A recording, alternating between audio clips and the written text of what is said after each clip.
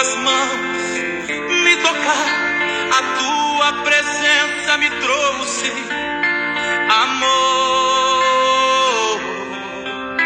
Sejam bem-vindos. Vamos aprender ouvindo e acompanhando a palavra do Deus Altíssimo, que é o Filho amado, o nosso Senhor. Em Apocalipse 19, versos 12 a 13 fala que ele se chama a Palavra de Deus. Estarei colocando vídeos com as notas abertas. Por favor, pause o vídeo para ler as notas. Estou utilizando a versão Bíblia Livre para Todos. Eu pretendo colocar capítulo a capítulo de Mateus até Judas. Jesus e os seus discípulos seguiram para Jerusalém. Conforme foram se aproximando, eles chegaram à vila de Betfagé, no Monte das Oliveiras. Jesus enviou 2 discípulos na frente, dizendo-lhes: vão para a vila. Mais adiante, vocês encontrarão uma jumenta presa ao seu filhote. Desamarre-os e traga-os para mim. Se alguém lhes perguntar o que vocês estão fazendo, apenas lhe diga: o Senhor precisa deles, e eles logo os deixarão trazer os animais. Assim se cumpriu o que o profeta disse: digam à filha de Sião: veja, o seu rei está chegando. Ele é humilde e está montado em um jumento, e em um jumentinho, filhote de jumenta.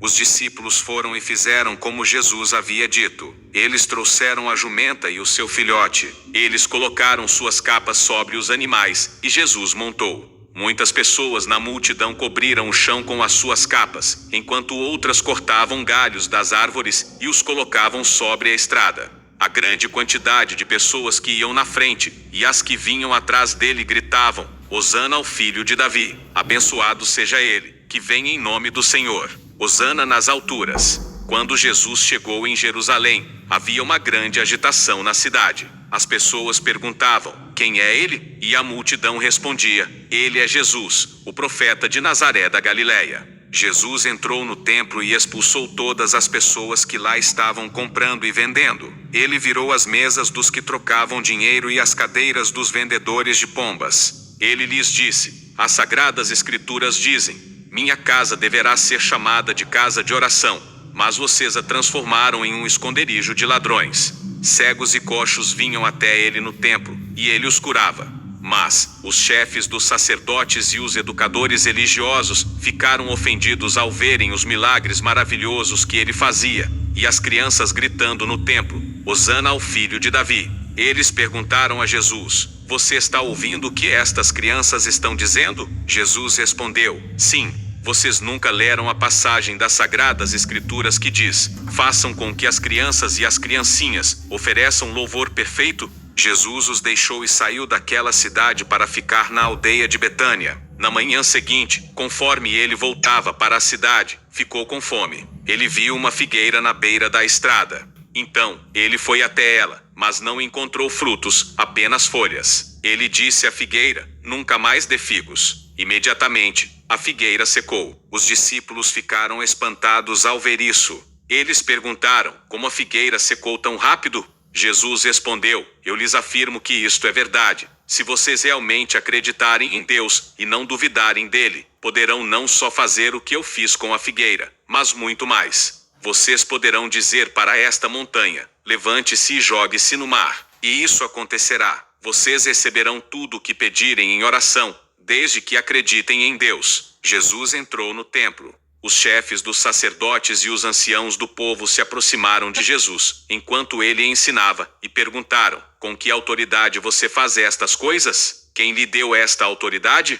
Jesus respondeu: eu também tenho uma pergunta para vocês. Se vocês me responderem, eu lhes digo com que autoridade faço estas coisas. De onde era o batismo de João? Do céu ou dos seres humanos? Eles discutiram entre si. Se dissermos do céu, então, ele nos perguntará: então por que vocês não creram em João? Mas, se dissermos dos seres humanos, então, a multidão irá se virar contra nós, pois todos eles consideram João um profeta. Diante disso, eles responderam a Jesus: nós não sabemos. Jesus disse: então, eu não direi a vocês com que autoridade faço estas coisas. Mas, o que vocês acham desta história? Havia um homem que tinha 2 filhos. Ele se virou para o primeiro filho e disse: filho, vai e trabalhe na plantação de uvas hoje. O filho respondeu: eu não irei. Mas depois, ele se arrependeu do que tinha dito e foi trabalhar na plantação. O homem se aproximou do segundo filho e disse a mesma coisa. O filho respondeu: eu irei. Mas ele não foi. Qual dos dois filhos fez o que seu pai queria? Eles responderam: o primeiro. Eu lhes afirmo que isto é verdade. Os cobradores de impostos e as prostitutas estão entrando no reino de Deus antes de vocês. Jesus lhes disse. João veio para lhes mostrar o caminho certo, mas vocês não acreditaram nele. Ao contrário de vocês, os cobradores de impostos e as prostitutas creram nele. Depois, quando vocês viram o que aconteceu, ainda assim, não se arrependeram, nem acreditaram nele. Vou lhes contar outra história. Havia um homem, dono de terras, que plantava uvas. Ele colocou uma cerca em volta de suas terras. Construiu um tanque para pisar as uvas e uma torre para o vigia. Então, ele alugou as terras para alguns lavradores e foi viajar.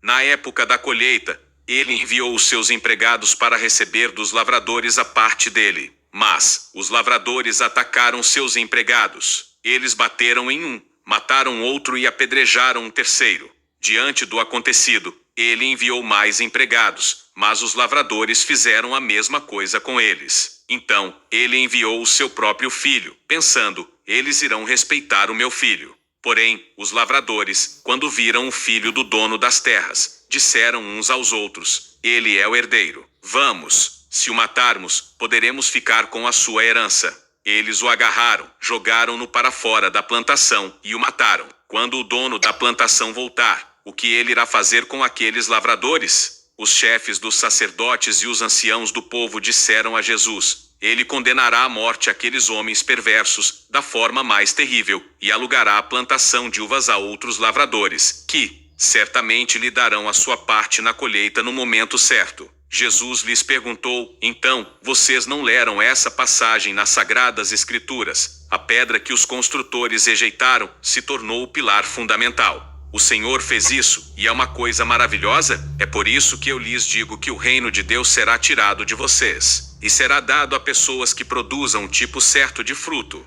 Qualquer um que cair em cima dessa pedra ficará partido, mas, se essa pedra cair sobre alguém, essa pessoa irá virar pó. Quando os chefes dos sacerdotes e os fariseus ouviram essa história, eles perceberam que Jesus estava falando a respeito deles. Eles queriam prendê-lo, mas tinham medo do que as pessoas poderiam fazer, pois elas acreditavam que ele era um profeta. Mateus capítulo 21.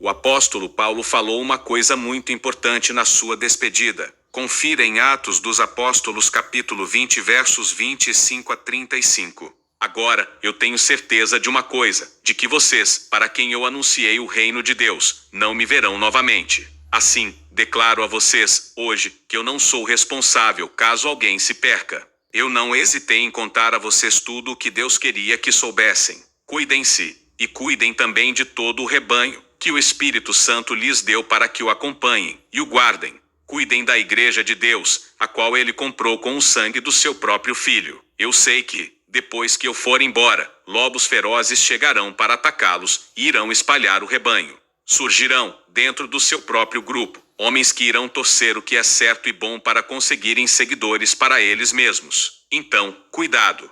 Não se esqueçam de que, por 3 anos, eu os ensinei por dias e noites, derramando lágrimas por vocês. Agora, eu os deixo aos cuidados de Deus, e com a mensagem de sua graça, ele que é capaz de fortalecê-los, e de lhes dar a herança que pertence a todos os que se mantêm firmes com ele. Eu nunca desejei a prata, o ouro ou as roupas de ninguém. Vocês sabem que eu trabalhei com minhas próprias mãos, para suprir tudo o que eu e os que me acompanhavam precisávamos. Em tudo o que fiz, mostrei-lhes que devemos trabalhar para ajudar os mais fracos, sempre nos lembrando das palavras do Senhor Jesus: há mais felicidade em dar do que em receber.